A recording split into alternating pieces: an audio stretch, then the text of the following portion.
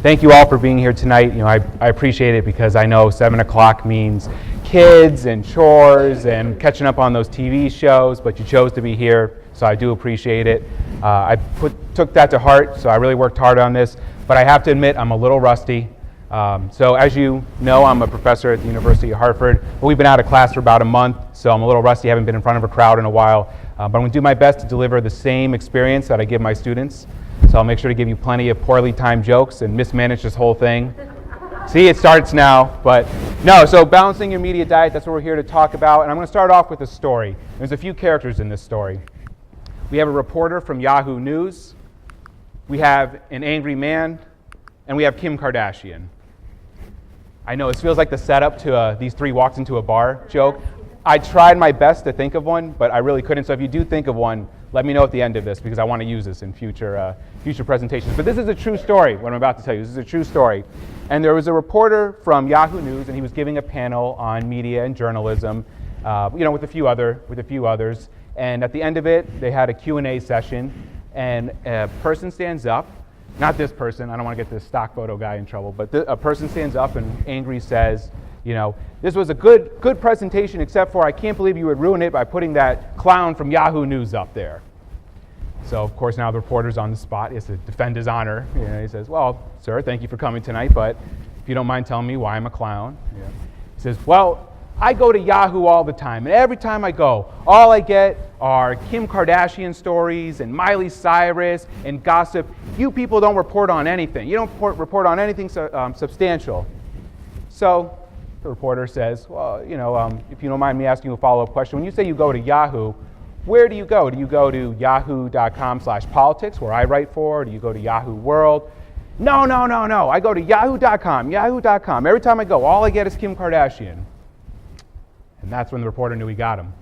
He said, well, you see, sir, we use something called cookies on yahoo.com. So we basically track where you go around the web. So when you come to Yahoo, what we do is we feed you back content that you've been clicking on around the web. So if you've been watching if you see Kim Kardashian and Miley Cyrus, that's what you've been clicking on. The guy turns a little red. The reaction's very similar to this crowd. Everybody chuckled. I got a little chuckle out of it. But then it got me thinking. I didn't realize that Yahoo did that. And I study this stuff. I didn't think about that. And I'm going to explain cookies in a minute in case you're still a little not sure about it. But essentially, what it means is when we go to yahoo.com, which some of you might do for news, you're going to see different stories than you. We're all going to see some different stories, having our own reality built. I wasn't aware of that. And again, I study this stuff. And you guys seem very interested to be in here, and I'm guessing a lot of you weren't aware of that. So it got me thinking how we're ending up more and more in our own realities. So let me, just in case you're still a little confused by cookie, because this is an important concept to understand for later on what we're going to talk about, and just to kind of understand the ecosystem that we're in when it comes as far to information coming to us. So a cookie, think of it as like a tracking device, right? So you go to yahoo.com for the first time, and they put like a tracking device in your browser. Your browser is what you do to search the web, to go into the web. So some of you probably use Google Chrome or Firefox or Safari. So it puts this little tracking device in your browser. You leave Yahoo. You could even close Yahoo out. You can go back the next day. That tracker is still there, and it's learning about you, what you like to do. Do you like to click on Kim Kardashian? Do you like sports? Do you go to theater stuff? Do you like politics, right? It's getting all this information on you. It's like a spy. Then when you come back to Yahoo, it gives that information back and says, hey, we know what Adam's like. He likes this, this, and this, so these are the types of stories you should give him, right? So I did this little experiment.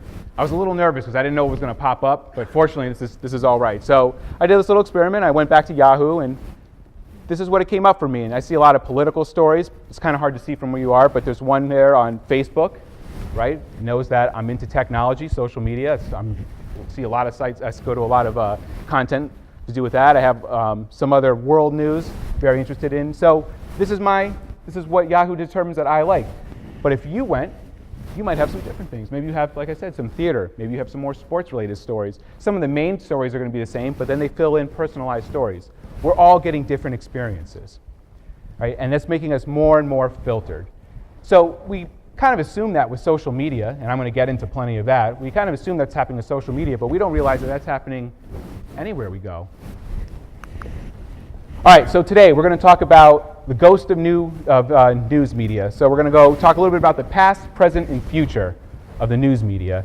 I'm not going to spend too long in the past, but we're not going to go far back. We're just going to go less than 40 years. But I want you to understand some context. You have to understand some context so you can understand where we got to today. We're going to talk a little bit about where we are today. And then the scary part, the future. And we kind of have we can go a few different directions right now. We're at a fork in the road.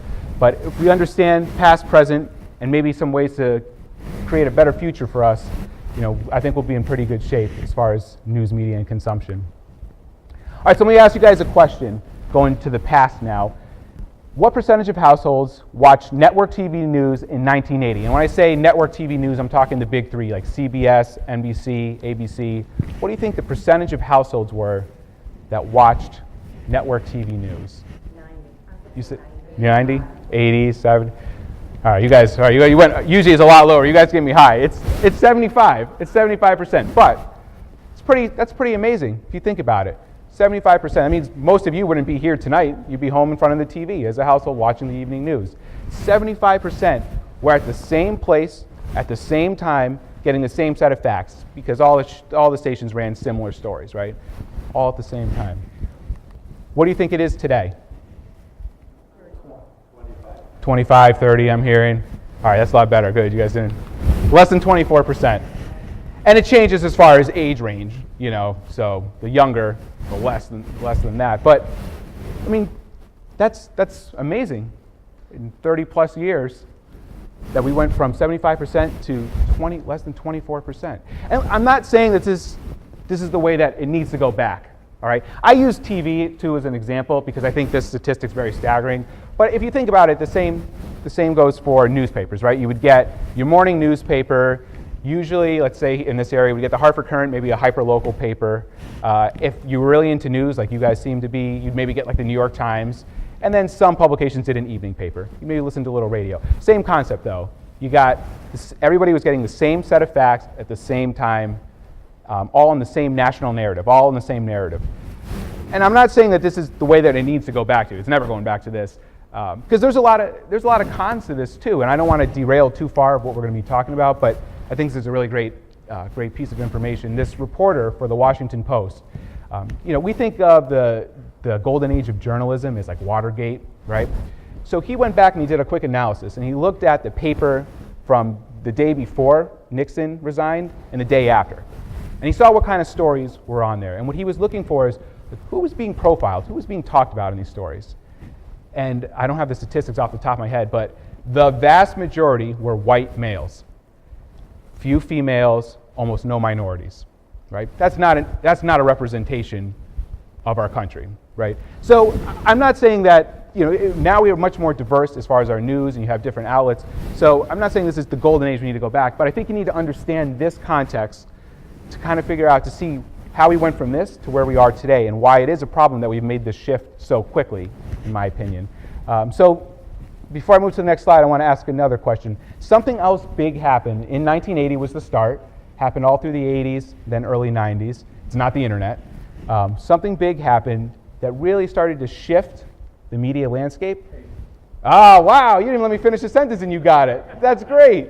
Yeah, I was expecting more of a struggle. Yeah.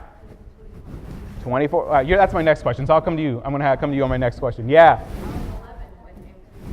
And MTV, yeah, so you guys all, you remember it. You all lived right through it. 1980, CNN started, then Fox News, MSNBC. And I'm sorry, what was your name again? Jen. So Jen said 24 hours, and that's an important point.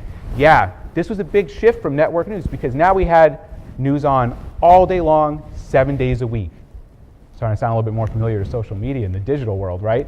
You didn't have just that same time that everybody was together getting the same set of facts all day long. And of course, Fox leans to the right, MSNBC leans to the left, CNN, depending on your point of view, somewhere in the middle. But there was different angles. But 24 hours, something else happened because of this now as a result. It even looks closer to where we are today. Because of the 24-hour news cycle, does anybody know kind of what changed as far as news delivery? I know, I didn't ask this question. I told you I'm rusty. Yeah, what do you mean by that? More personal interest? Personal interest. Okay, yeah, you're definitely on the direction I'm thinking, but you're right. That is actually part of it. All right, I'll help you guys out. So 24 hours. It's hard to come up with breaking news 24 hours a day. Reporting takes a lot of work, right? You got to go out there, gather facts, talk to sources, make sure things are... So you can't just have a breaking story all the time. They had to fill that airtime some way. So what do? They went out and started fires so they would have breaking news. Yeah. Well, they do. Well, in a way, you're right. They start to find stories that don't necessarily need to be breaking news. But another thing that's even easier for them to do that is they just throw opinion, talking heads, talk opinion, right?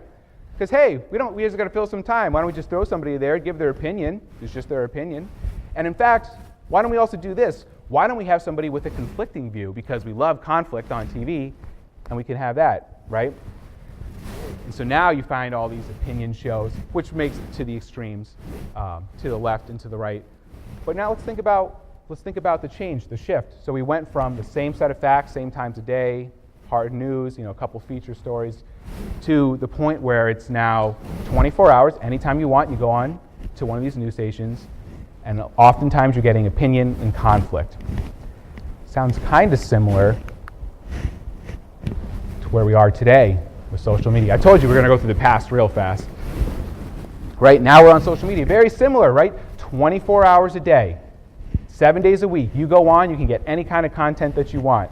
Usually a lot of it's opinion, or it has a strong angle to it. A lot of times it's conflict, right? And then here's a statistic for you to show where we are now. About 2/3 of Americans get at least some of their news on social media. At least some of their news. And again, depending on age, that varies, right? So the younger, the more news they're getting on social media, the older, less. But the important thing that you have to understand about this statistic is that it's not plateauing and it's not decreasing. All we see is this. More and more Americans are getting their news from social media, the digital world too. And it's going from at least some of their news to most of their news. And we're seeing that trend go up. And there are some problems with this. And there are some problems.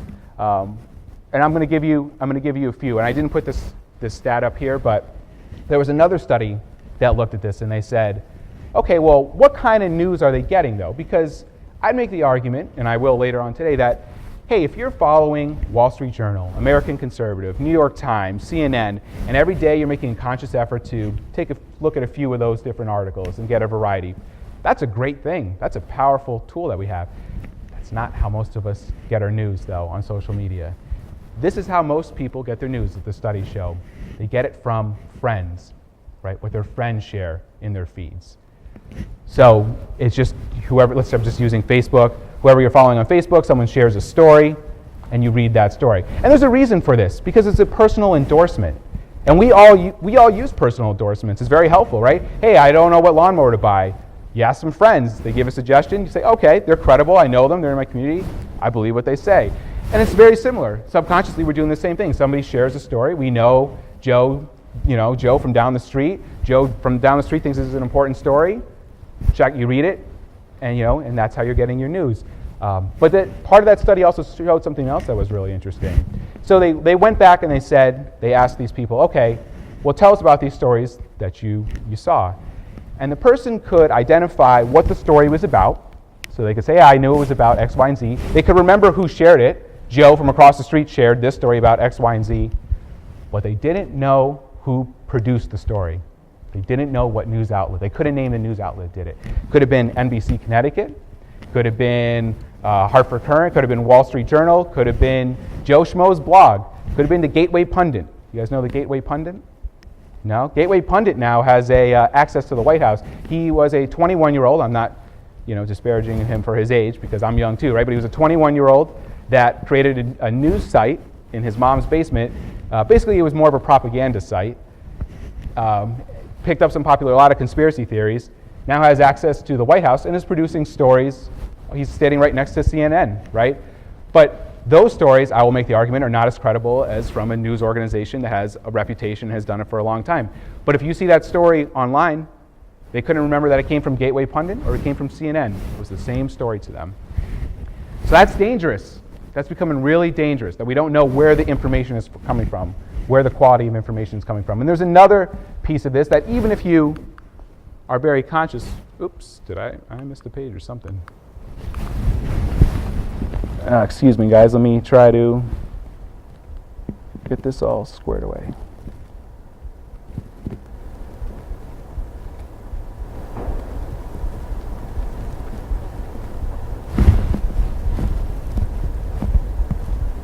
Okay, we're all back on track. All right, so there's something else too. It's who are your friends? And I run this exercise with my students too. So I'm going to ask for somebody here to be my guinea pig. I have no incentive for you, except for that you'll probably be mildly embarrassed. So hopefully I will encourage you now to sign up. But somebody just want to play a little back and forth. Anybody want to be a taker? Thank you, I appreciate it. And what's your name again? Lisa. Okay, Lisa. So Lisa, are you on Facebook? Yes. Okay, so you're on Facebook. And I'm just doing rough numbers here. You know, are you from Connecticut? No. Oh, okay. So you're gonna make this a little bit interesting. Where are you from? Massachusetts. Okay. All right. So I'll broaden this a little bit. But would you say the majority of your friends, let's say 80% on Facebook, are from Connecticut and Massachusetts? Yeah. Okay. Yeah. Right. So the most of them are from Connecticut because that's who you grew up with. Would you say the majority of them are, let's say this. Is more than 30% 65 and older? No. No. Are more than 30% of them 25 and younger? No. Okay. I'm going somewhere with this, I promise. So, would you say that most of them are somewhat in your income range? So give or take, 15,000 above or below. Would you say the majority of your friends are somewhat in your income? You don't have a lot of millionaires. Unless you are a millionaire. You might be a secret millionaire, but you don't have a lot of billionaires don't have a lot of living below the poverty line. Okay.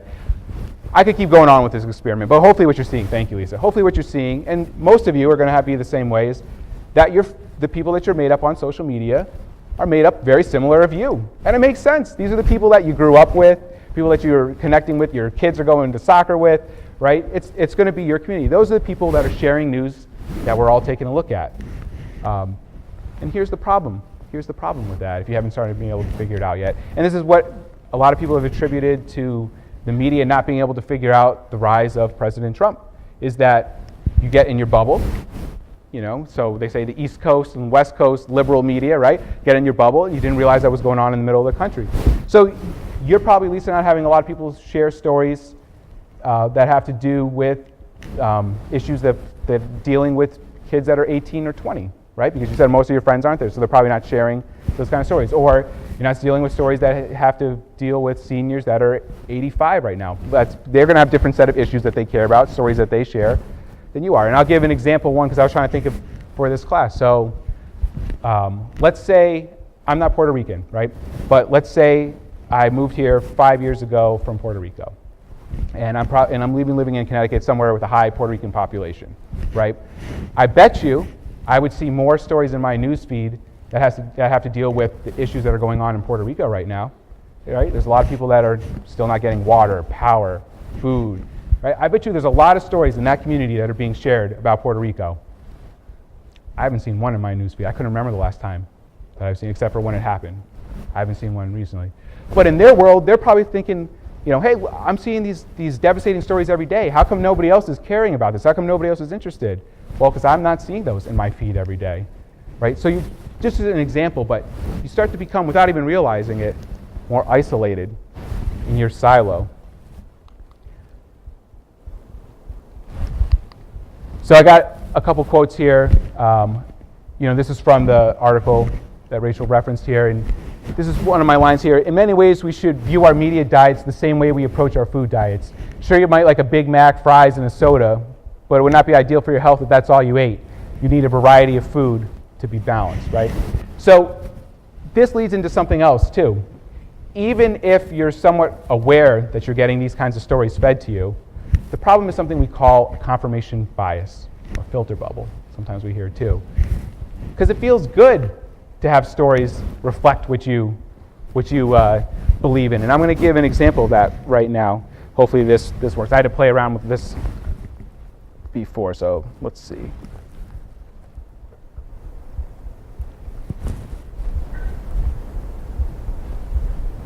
Sorry, I know this is like the worst etiquette to have my back to everybody, but this is the way I'm going to try to having a little trouble pulling up this site.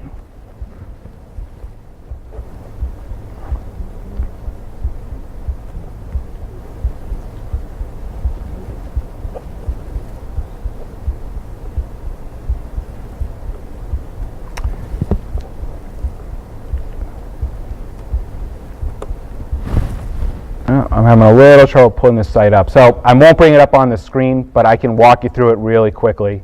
I'll just have to be more engaging than normal here for this.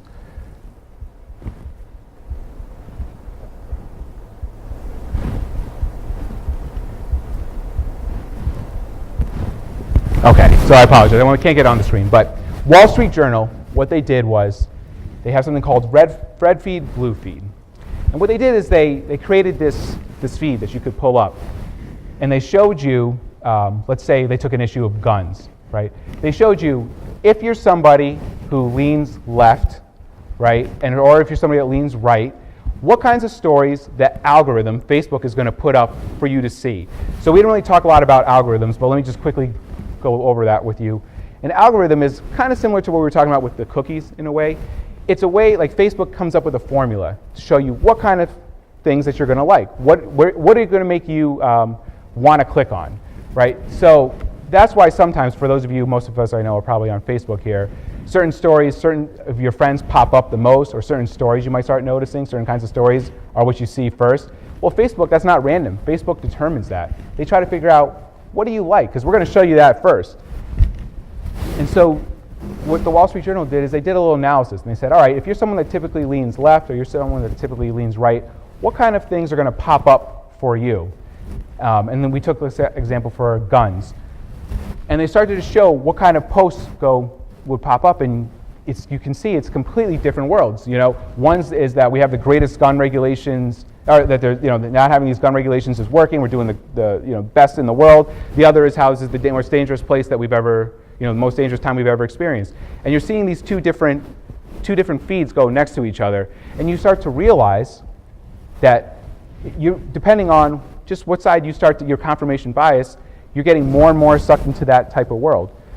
And again, that's where it goes to with this, is that, and it feels good, right? So if I'm somebody that believes that we need less gun regulation, and all I'm getting is content that's showing how it's working, and I'm going to click on that, and it says, oh, that confirms my bias. Yep, that confirms it. And we all have bias. We all have political and religious and cultural bias, right? And I mean, we take this for sports too. I'm a big LA Rams fan. So if I'm flipping through and I see an article tell me why the Rams aren't going to win the Super Bowl, I'm not going to click on that. I want to see the one why Jared Goff is having the best preseason ever, right? That's the article because now it confirms, like, yeah, all right, we're all right. I'm in good shape this season, And it's just human nature. It's human nature. So the problem is, again, the more I think about it, the algorithm decides. So the more you click on those stories, the more times those stories are going to start popping up for you. And we're creating our own alternate universes without realizing it. So I'm going to be making this analogy about the food, but it really is like food, right? We know that having Big Mac and fries is not good for us, though we like the taste of it, but we try to do it in moderation. We also know that having these confirmation bias and having this information that we, instead of getting a variety, is not good for us. But if we're not being conscious of that, we're just going to keep eating it. And it also doesn't help the world that we live in, right? So my other analogy here is that you're trying to go on a diet, and all day long you have a food truck following you around, and you love those Big Macs. You're going to want to keep grabbing a Big Mac, right? Again, it's human nature. It's hard for us to fight that. But it's very similar to the way that we're consuming news. So you go to yahoo.com, and you get the stories that you want. You go to Facebook, and it's popping up your friends that are sharing stories that they know that you're going to like. You go to, you have push notifications, right? If you guys get something on your phone, even though a lot of those push notifications, not all the outlets, but some of them start to determine which are the ones that you actually click on, and they're going to send you more of those stories. More and more, it's becoming customized for you. And the problem is that most of us don't even realize that. And that's the big danger. Even if you want to go on a diet, you can fight a little bit more. A lot of times we don't know that we need to go on a diet. All right, so let's get to the results here, to the actual action. So how do we balance our media diets? I'm going to throw out a word to you that is very trendy right now. So it's mindfulness, being conscious, right? But I'm not saying you got to go out there and meditate on this all day long. But again, thinking about food, it's the same way, right? You're very conscious, or most of us at least, are more conscious now of the kind of food we're consuming. We know having 3 Big Macs a day and fries and milkshake are not good for us. It's not good for our cholesterol. So we will, try to resist that temptation. But we're not conscious always of the information that we're consuming all day. We don't think about it. We don't think about the information that we're consuming. And that's the first big step. So I got a few pieces of advice here. Some of these are going to be very basic, very elementary to you, because I know this is an informed group here. But it's still good to think about it, and I still have to challenge myself with some of these. One is, where am I getting the news from? The source and the medium.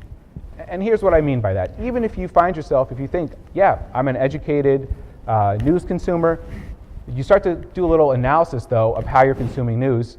We often fall into a routine. So maybe you listen to NPR in the morning on your drive there. You go and you check Facebook throughout the day, find a few stories that your friends like to share, and at night maybe you watch MSNBC or Fox News, right? Whatever one, and then you start to get into that routine. Then you break down and you think about it, you go, I'm only really getting my news from 3 sources. I'm not getting a variety, and I mean, right, those 3 that I just gave you right now were a little bit of variety. You might be more on just one side or the other. And we have such access now to everywhere, to all kinds of outlets, that we look at this and we go, well, why am I not trying to diversify? Am I not getting the variety that I could be getting just because of habit? I'm going to come back to this one, but what is the quality of information? And that's a big one now with what we're actually consuming piece by piece. And here's another one, and that I've been alluding to, is don't rely on the algorithm, right? Again, we become so reliant on the algorithm. Whatever Facebook feeds us, we read, right? Or we just don't think about it, we just do it. We go to certain websites, and those are the same sites that we go to, and we don't realize, like Yahoo, right, that they're creating an algorithm around us. So you have to be just conscious that the big bad algorithm is out there, and start to realize that if you're falling into that trap a little bit, what is the quality of information too? And this is another one. So this is one of those things that you don't need to have this card out with you every time you're looking at a piece of content and checking the boxes. But it is good to be thinking about this, and at some point, hopefully, it just kind of becomes second nature. But when you're reading a story, who is the author and what is the purpose? And here's a big one. Do you guys know Alex Jones? Some people know Alex Jones. Some are right. It's probably better if you don't know Alex Jones. Alex Jones is a conspiracy theorist. He's the one that disgustingly said that the Sandy Hook was a hoax, that those kids didn't exist. And he's giving this kind of information, right? So I'm using him as an extreme. I'm going to go to some more moderates, but I think it's good to start with the extreme so we can illustrate the point. What is his purpose? His purpose isn't to inform you. His purpose is to entertain, to get a rise out of you. That's what his purpose is, so when he gives you this information, right? So, but if you don't know who Alex Jones is, most of you, were nodding your head, but if you don't know who Alex Jones is, and again, thinking about social media, your friend shares something, a piece from Alex Jones, and let's not take Sandy Hook, but some of the other ones that maybe aren't as crazy, but are crazy, but you start to read that information, you might think that he's a legitimate source. Like I said, most people can't remember who produced they remember what the story was about, who shared it, they don't remember where the source came from. So you have to be, first of all, thinking about, well, who is this and what is their angle? I mean, and we think about, now I'm going to take a little bit more to the, not as extreme, but Rachel Maddow and Tucker Carlson, right? So they're coming with you more with factual background, but again, they have a purpose. They want to make you think of their issue either on the liberal side or the conservative side. So just kind of understanding what the purpose is. And then, of course, you have the straight shooters like Maggie Haberman, let's say, from the New York Times. So if you see someone and you say, well, this is just a hard news reporter just trying to give the facts, you're thinking that there's not going to be a purpose to what they're trying to tell you. So again, just being aware of where is this information coming from. Consider the source, right? That's what we say in journalism. Consider the source. What techniques are being used to attract and hold your attention? This is a big one. Again, I like to give my extremes. So I'm going to give you guys names that today you're going to leave, you're like, what was he talking about? B.O.B. Anybody have heard of B.O.B.? I got you on this one. Most of you knew Alex Jones. B.O.B. is a rapper, right? This was a couple years ago. He's not a scientist. He has no background in this. He came out and has pretty much just said that he believes that the world is flat. He's been on airplanes. He's seen that the world is flat. No. But and we all laugh, right? But here's the interesting thing. major news outlets picked up on this story. I don't want to now, I don't remember which one, so I don't want to, give, but I almost want to believe that it was NBC, the main NBC, I remember that's where I first saw it. But major outlets picked up on this story and talked about B.O.B. and that he believes the world is flat and that there are other celebrities that are on this bandwagon, right? And this one I think falls into this. So why are they using this? Why are they doing that in the story? Well, it's just sensational, just to get a rise out of you. It's not giving you any information, right? Do you really believe now because B.O.B., the rapper, has said the world is flat and some other celebrities believe it too, and maybe some crazy guy in Montana, that now all of a sudden the world is flat? No, but they're trying to use the techniques of sensational, of clickbait, right, to grab your attention. Again, I use the extreme, but think about that in stories. Are they using certain angles just to get you to want to click on the article, or am I really getting substantial information? That story wasn't even worth reading. But again, if you're not conscious of who B.O.B. is and your friend shares it, it starts to seep into your memory. What are the lifestyle values and points of view are represented? So, I'm going back to my friend from the Gateway Pundit. He goes from the extreme right? So he's only going to talk about the values on what he believes is as far as his values as far as culture and religion. So you're not going to see the other side represented in that. And that's where you have to be careful with your confirmation bias, because if you start to read a story and you're saying, yep, I agree with all that, I agree with all that, yeah, that's right, it's hard to sit back and say, wait a minute, was there another side represented in this story at all? Did I see anything else that contradicts this belief that I'm holding here? I'm not saying you're always going to get that, but if you start to realize that every story that you're reading here is just confirming your values, then you're probably not getting a diverse media sources, or maybe that article right there is a little biased. So just kind of considering, are there other sides to this? And that even goes, I'm going to kind of skip around, but number 4 is the same thing. How might different people interpret this message? I think it's very similar. And then this is an important one too, and this is one that I'm guilty of. I think a lot of people, educated people, are guilty of this, is what is omitted from the message? So people always say to me, I used to be a journalist, and, well, journalists are biased. Well, of course we're biased. Everybody has some level of bias involved. Now, you can fight it, right? I like to always say, as far as journalism, it's like holding your breath when you go underwater, right? We all know how to hold our breath underwater. So when I used to write a story, I knew how to be unbiased for that story, right? I could hold my breath like I hold my breath underwater. When I got out of the water, of course, I carry my bias, but I knew how to do that. But you still carry those bias, and sometimes that does come into your stories. And what I mean by that is, what are you not including? So when a journalist decides what information not to put in there, or the order that information goes, they're making decisions, whether it's conscious or not, but they're making decisions that could be biased. So you need to be looking at stories and, well, what is missing from this, right? When I read a story, is there some side that wasn't covered that should have been? Is there, I'm looking at people that are being quoted from whatever, some kind of accident. Well, is there someone missing from it? Is the victim missing from it? Or the person that's being accused, are they missing from it?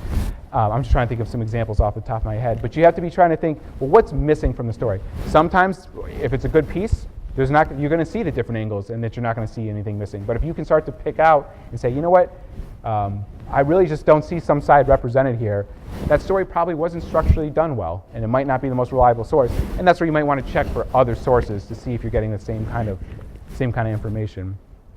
I mean, that's just a quick sheet. You mostly probably do this, but it's good to kind of run through this exercise, because you'll start to even pick up on your own, your own bias as well. All right, so I don't want to leave you all with doom and gloom here. We live in a great time. In fact, I give a whole lecture, which you're probably already bored of me now, so I won't go through it again.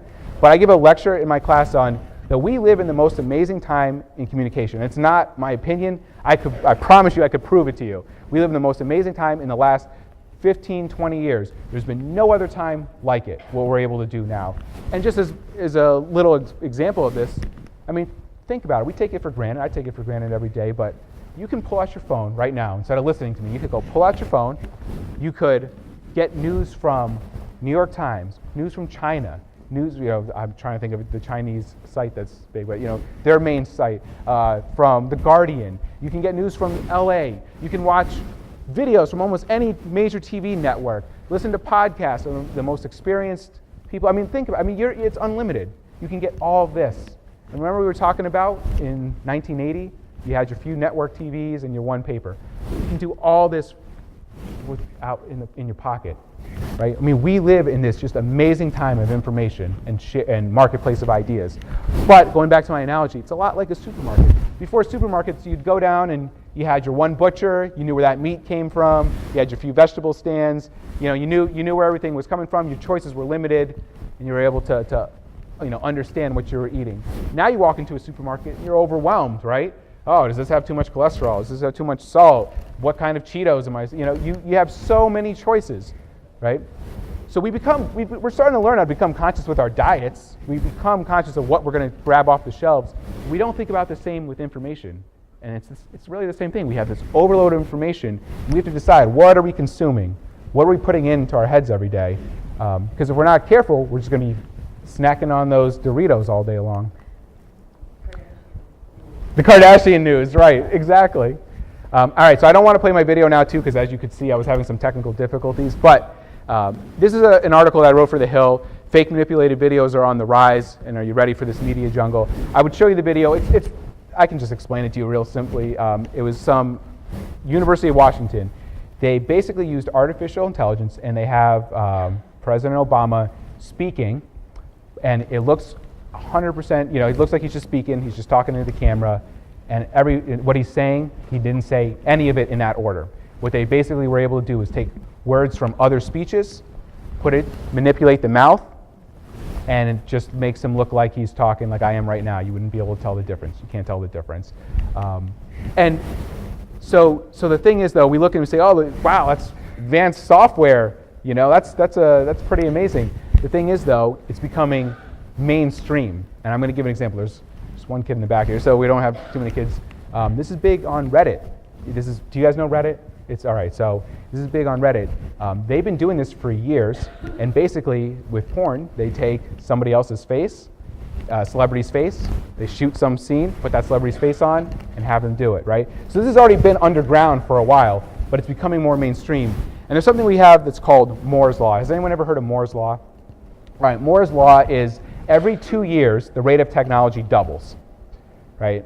And I forget the first year they kind of started determining this, but every 2 years, the rate of technology doubles. That's why just a few years ago, our phones couldn't take pictures, and now you can shoot a whole movie on it, and it would be ready for the big screen, because technology is doubling so quickly, or because technology is evolving so quickly.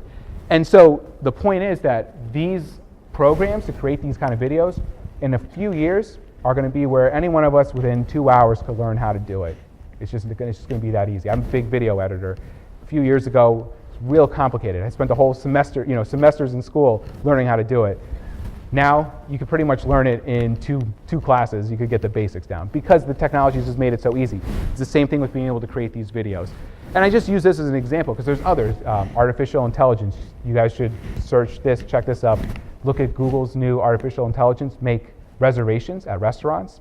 So basically, a robot calls a restaurant, can make a reservation, even when complex questions come like, oh, we don't take reservations on Wednesdays, we only do Thursday nights. And the computer could figure it out and say, okay, well then I'll change mine to Thursday. Oh, we don't do over 20 guests.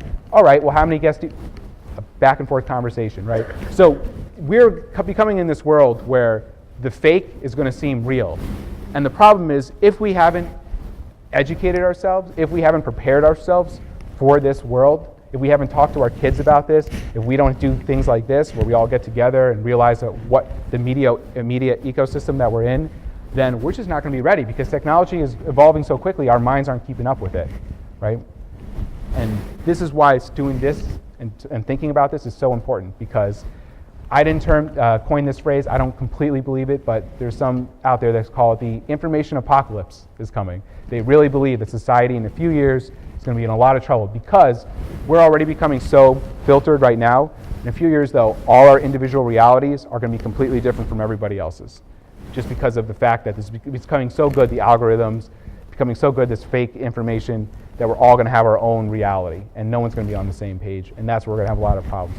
I really don't believe that we're going to get there. I believe that there's enough will not to get there, but that is the fear that if we aren't becoming more conscious of our media consumption.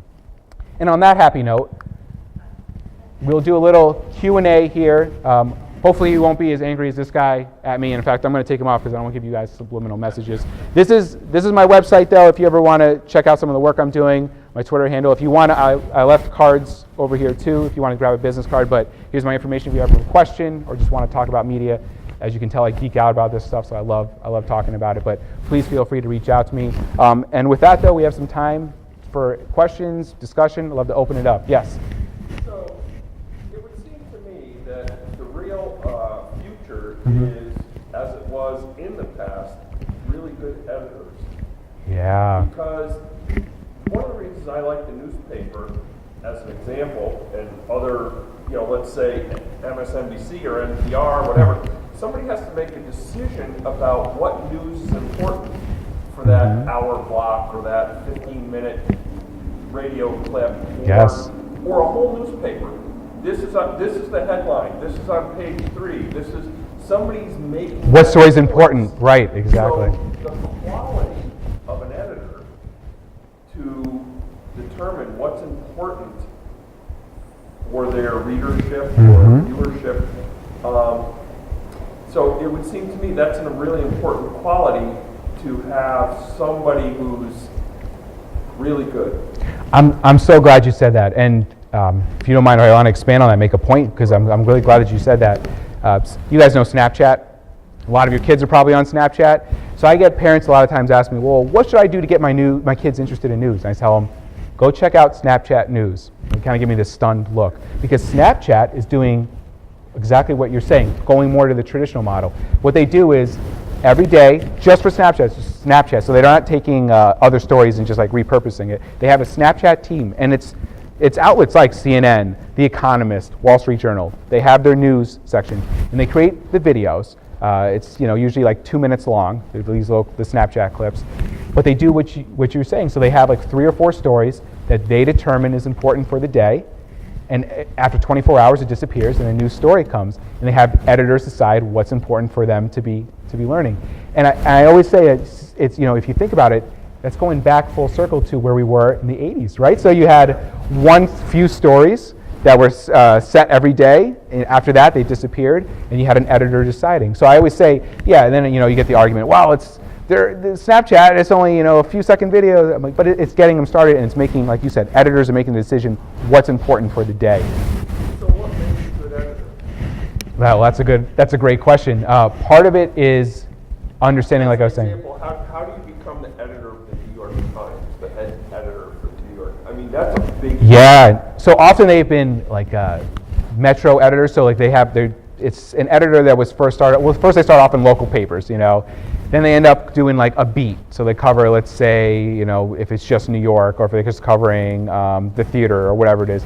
And they look at what kind of stories are these editors interjecting bias over time? So are they getting this like diverse range of stories? Are they fitting with the New York Times, with their code of conduct and with their principles? And then over time, as these editors grow, they become the editor of the New York Times, as the paper's publisher. But really, it's the editors, the important ones. I think what you're talking about are the ones that are covering the beats. So here's a problem. I know I'm kind of going full circle here, but the problem is in journalism, as you guys know, or you might not know, but positions are being cut. So where an editor once, let's say, had, let's just take Connecticut right now, had this area, right, the northeast part of Connecticut or wherever, they had a section. Now an editor's covering maybe 2 or 3 regions. So a part of it is that knowing the editors that know an area, know a beat really well, and can understand what's important to the people of that community, become the good editors, the ones that are ingrained in that society. I mean, that's the big argument why did the media miss the rise of Donald Trump? Well, because a lot of these editors have huge areas to fill, and maybe weren't sending reporters to the beats of. So to answer your question, part of it is, I think, having an investment in journalism, having editors that cover very specific beats. And some of these papers are starting to realize they had just make cuts, but they go, look, we can't cover everything. Let's do a few things well. And now these editors are starting to get more areas. So I think, again, there's more hope. Did that go back to what you were asking? Or, okay, yeah. Yeah. My sister-in-law is a magazine editor. She used to be an editor for InStyle. Oh, that's great. Did jour. Yeah. And now she owns a company where she gets celebrities to be on like magazine covers. She's Oh, a that's little cool. person. What a good job. So she's very actually, she knows Kim Kardashian, and Yeah. she's always like getting her on different You can magazines. tell her this story now. Yeah. So it's funny because I get frustrated because to me, like Kim Kardashian's like not educated. Mhm. She doesn't have like she's never really done anything philanthropic except the lady she just got out of prison with Donald Trump. that whole story. Yep, right. But I guess I always tell her that I get frustrated that why is she so profiled and so important to people, and it like shows on our intelligence as a country when I want to hear about meaningful people who do things in the world and better and all of that.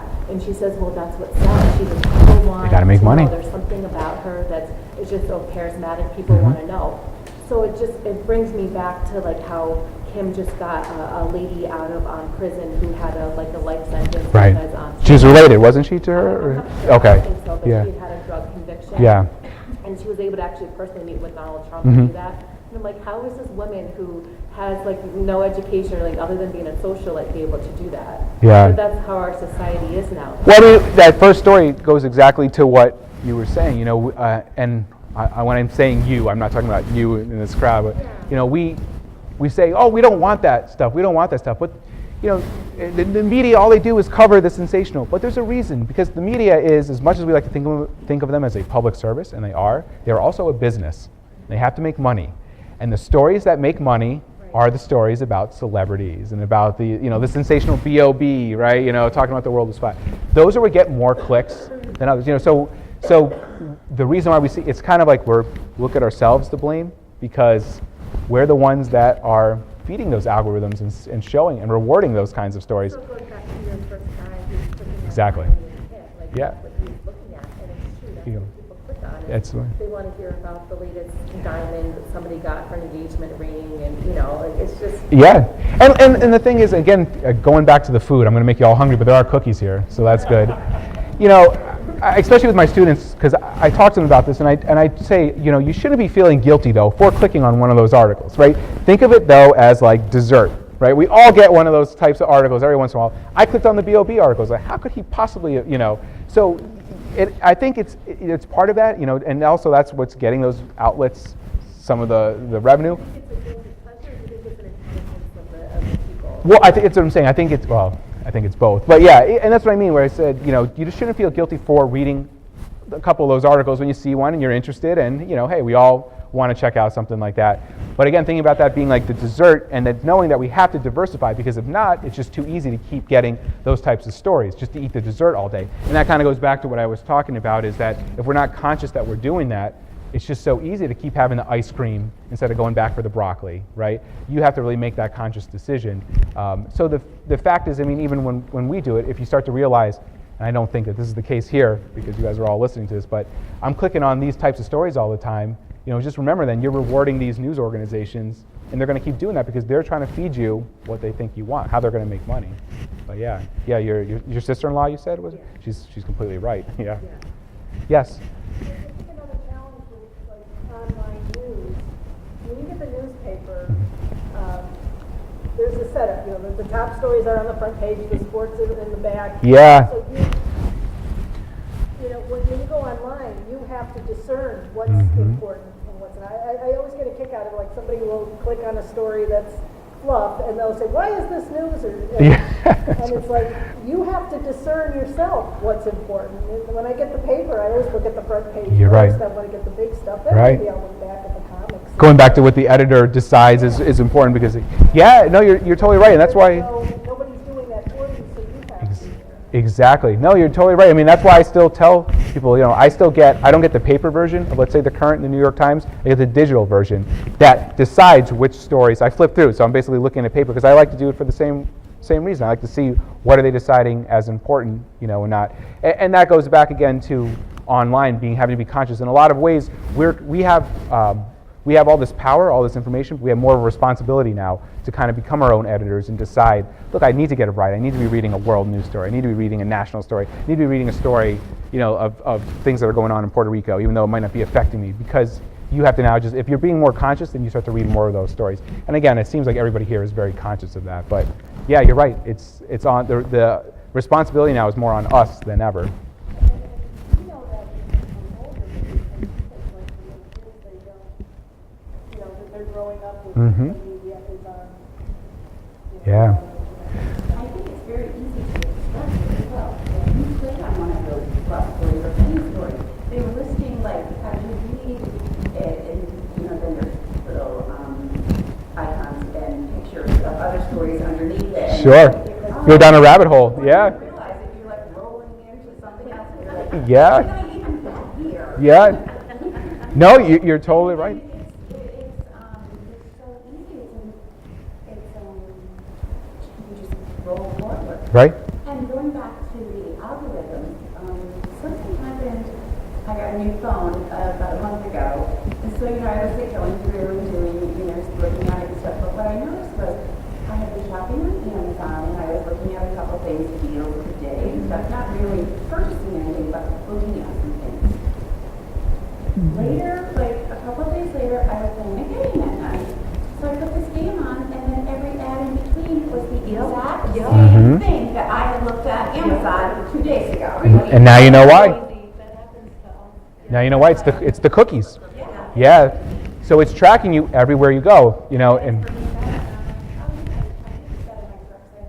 save that, but not particularly buy it. Right. And then you just become more aware of what it is. yeah. And I love what you said. You become more aware, and that's a good sign that you're becoming conscious that this is why I'm getting these kind of advertisements. These are why these stories are appearing for me. Because if you're not conscious of that, all of a sudden you're just falling into your own reality. Yeah. Yeah. Now I have every story about that. Yeah. From here till going Yeah. back to the beginning of time. Right. It'll go away if you don't click on another thing. It takes about a year. Right. Yeah. There you go. See. It was just crazy. It's like, oh my God. I wonder if the big picture is how much information do we really need and what good is it doing us? That's a great point. Because I just went through with a story. I listened to two grown men arguing about the same story, Mhm. and one was at 80% and one was at 20% on the same story. And I said, this is ridiculous. It can't be like this. Mhm. I spent probably an hour and a half of my day researching to figure out which one of them was right. And they were both right depending on how you ask the question. Sure. And it's like if every single subject that interests you is that complex, Mhm. how are we ever going to handle 50 issues a day? There's no way that it's nonsensical to me. It doesn't make any sense. And you get to at least you hope you get to a point in your life where you want to know what the truth is. Mhm. You don't want to know what makes you feel good. You want Right. to know what the truth is. And sometimes you learn a lot more about what's in your, what's important to you by reading the other person's Sure. view. And people are like, why would you read that? That's not what you believe. And it's like, well, no, it's not. But I would like to know what he believes. Yeah. Yeah. They can make It's it. maturity. And Yeah. Completely agree.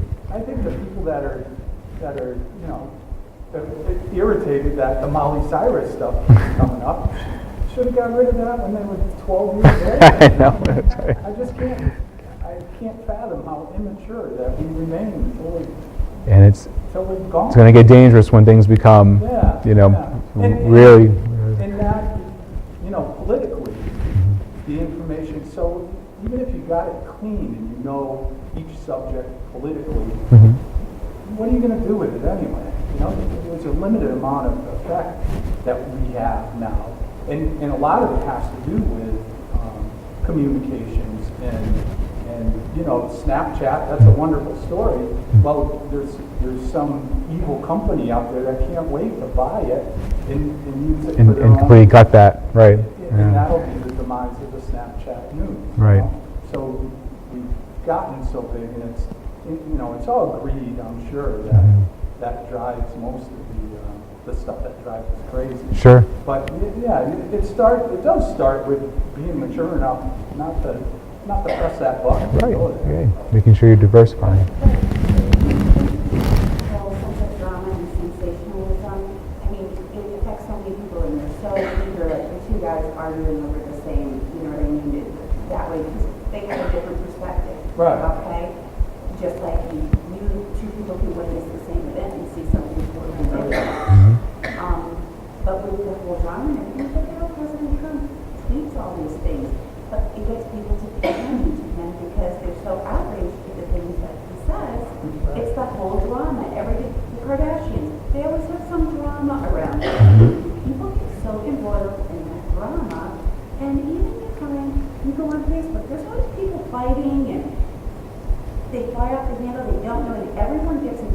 in it, and you sit back and watch the 50 comments that go on. It's toxic. It truly is, and I'm like, Yeah. wow, and it's like, I'm so mad, I can't believe people treat me this way. They're like, what happened now? What happened now?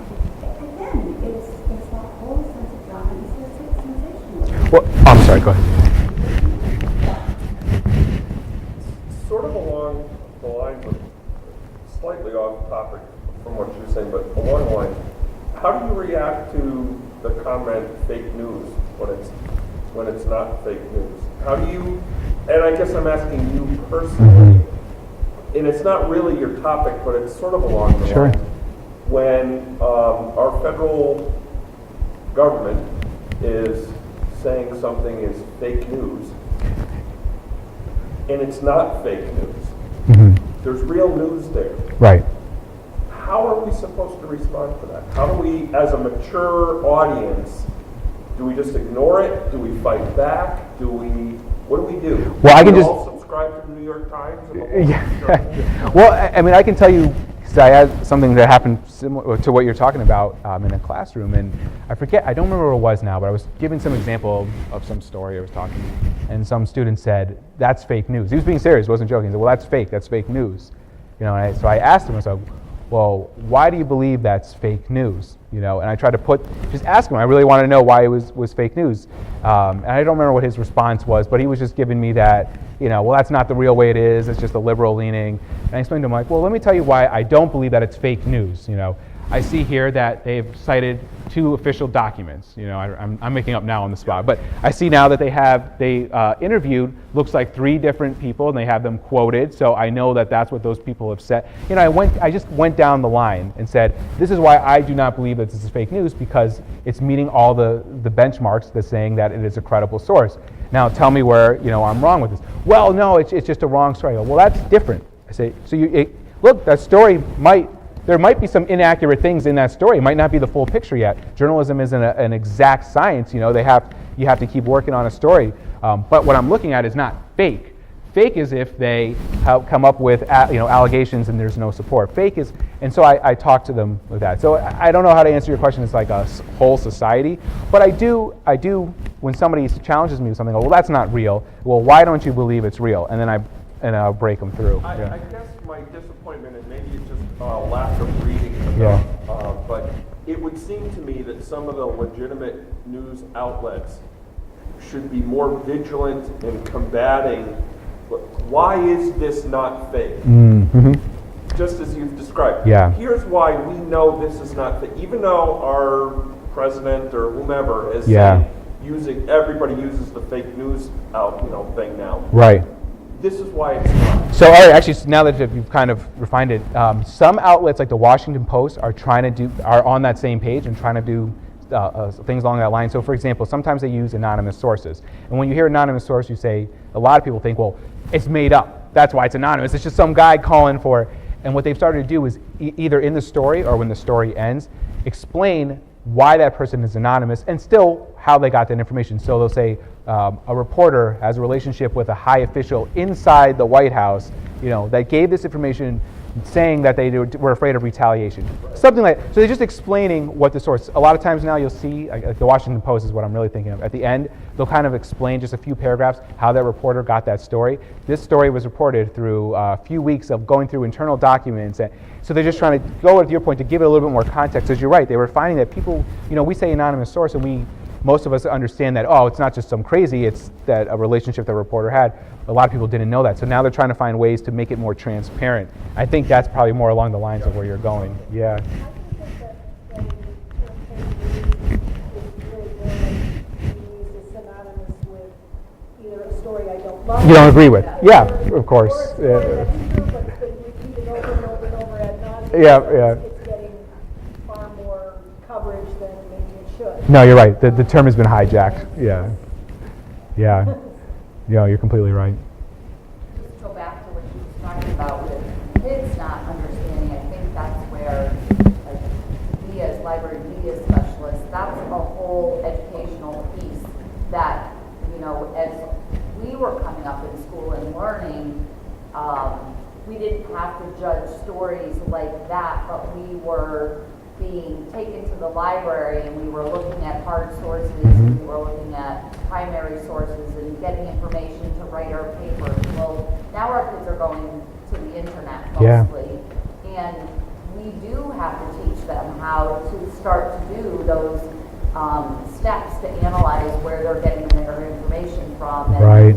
it's a whole curriculum that I think, because technology did grow by leaps and bounds, we didn't keep up with that teaching. I think we're backfilling now, but we have a generation that kind of came through and missed some of that because teachers were behind the curve. No fault of theirs. I mean, it just grew Sure. really fast.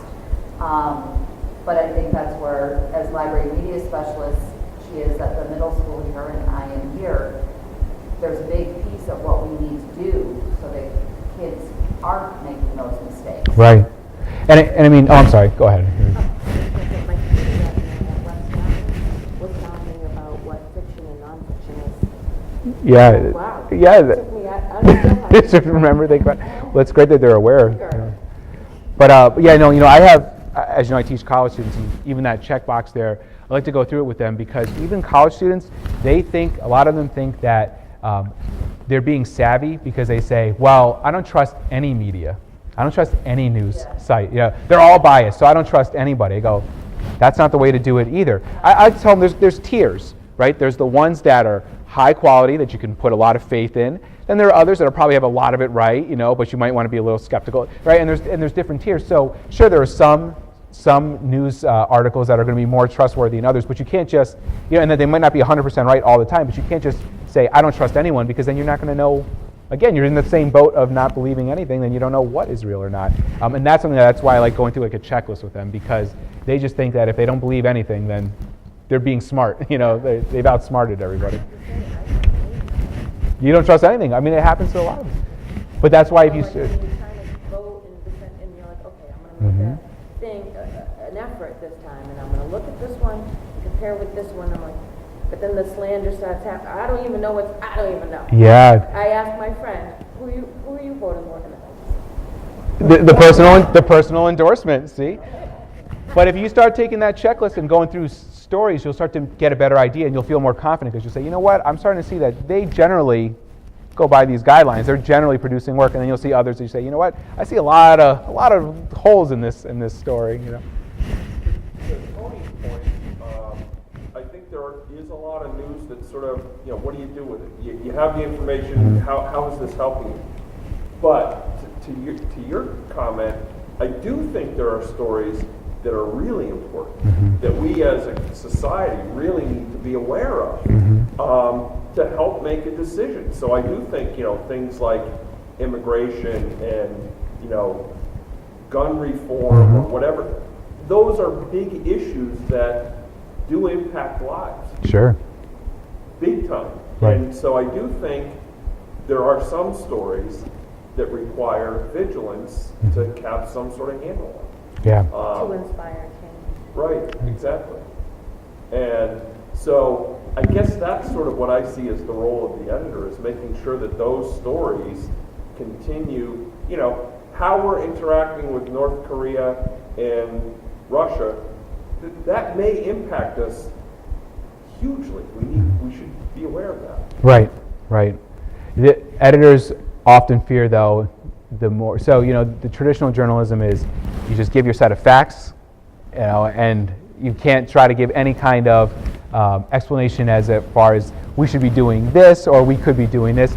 And they're actually, many outlets now are leaning away from that because in this era now, we do need to give. Anybody can get breaking news now all the time. It's more our role to give context and historical analysis. And a lot of outlets now are starting to take that approach. You have a lot of traditional journalists saying that don't like that. I'm on the boat. I'm actually more on this side. I go, not that you need to be saying we need to do this, but to give, context. Well, this is the way it's been before, and it hasn't always. It's not just a set of facts. It's giving the overall broad view. Yeah. I got my master's at Quinnipiac, and my undergrad was at CCSU. Yeah. So, and when I went, Nice job. oh, thank you. I appreciate that. Thank you. Yeah. So, All right, so that's my cue to exit, right? Yeah, yeah, that's right. No, that's good. No, that's good. No, that's good. That's all right.